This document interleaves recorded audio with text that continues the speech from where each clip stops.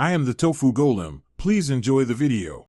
You start by measuring the frame opening precisely so the replacement fits.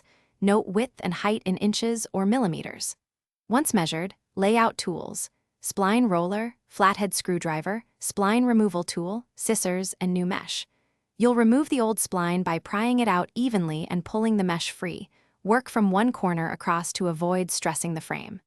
Make sure to clean the channel of debris so the new spline seats properly, and check the mesh orientation before cutting to size. After cleaning, cut the replacement mesh 2 to 3 centimeters larger than the frame so you can tension it evenly later. You position the mesh centered over the opening, then secure one side temporarily with a clamp or a few light staples outside the channel.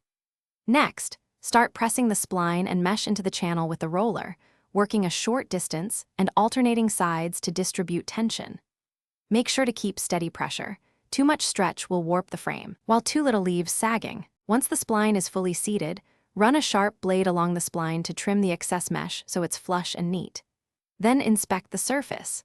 Small wrinkles can be eased by rolling the spline again or by applying a bit of gentle heat from a hairdryer while smoothing with your hand. Make sure not to melt synthetic mesh. If you find a tear, use a small adhesive patch behind the tear or cut out and replace that panel. Recheck spline seating and return the window to full use. Thanks for watching. Consider subscribing if we helped you today.